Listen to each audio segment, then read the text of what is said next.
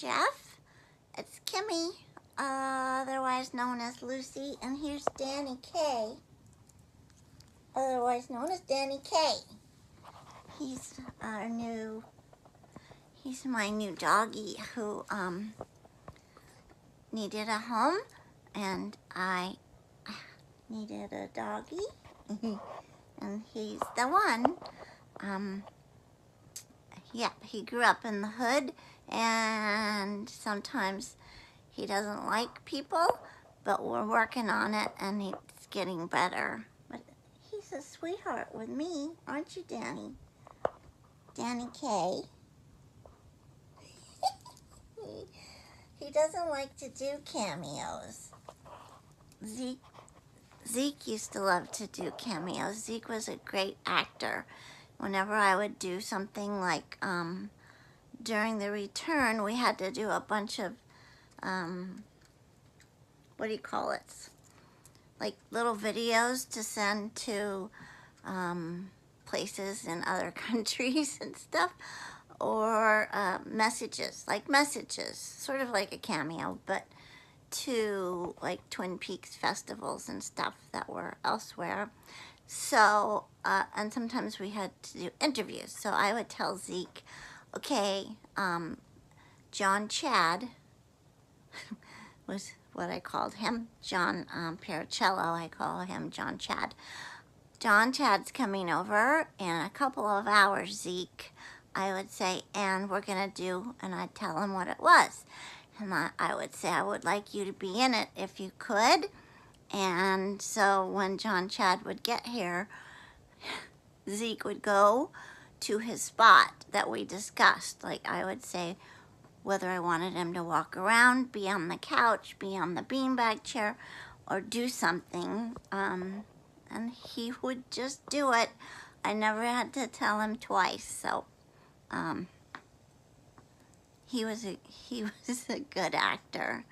Amazing. I've heard stories about Jimmy Stewart and his horse, and how they would have these difficult shots to get done, and Jimmy Stewart would just explain it to his horse once, and that's all it took. The horse got it, didn't need to be told twice, and did it perfectly the first time, every time. So let me read you. I don't know why I got off on that tangent, but I did, Jeff. Okay, so Hill says, my best friend Jeff loves you. Oh, thank you. We are huge Twin Peaks fans, of course.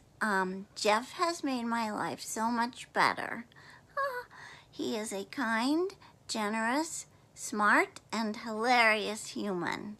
Wow, that's amazing.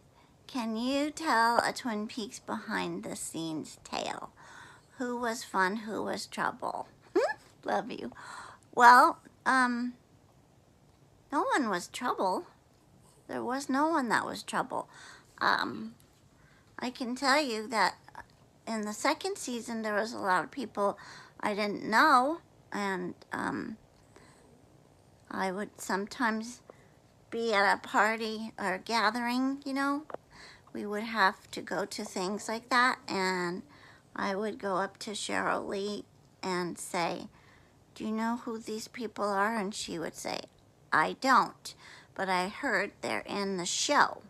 And I would say, we better go meet them. And so we would go introduce ourselves and stuff like that.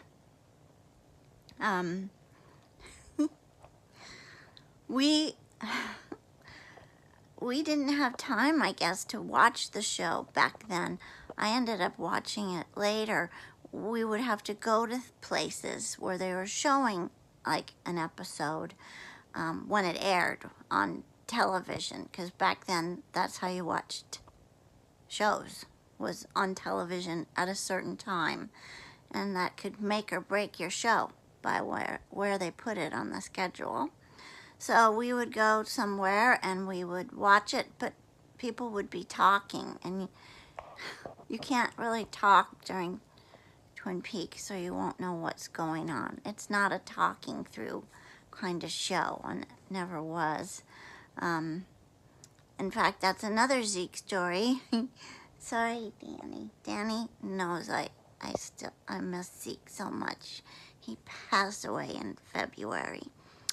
But he and I watched some of the episodes of The Return. And man, when that weird one, that wonderful nuclear one happened, it was just Zeke and I watching together in my bedroom, our bedroom. And he scooted between my legs as we sat on the floor and was looking at the television, and then he'd look at me sometimes and I'd go, I don't know what it means, but we'll have to ask Mr. Lynch. And so I did, and Mr. Lynch said what he always says, well, what do you think it means? Oh boy. I guess as we evolve, we'll figure it out. But since you, Jeff, are a smart and hilarious and kind and generous human, you probably know more than me. Okay, I'm gonna go now. I'm gonna make sure Danny takes his nap, and I wish you a lot more time with your friendship. I hope it lasts for as long as a friendship can. And thanks for being such wonderful people. Here's a kiss. Mwah. And nice to meet you, Jeff.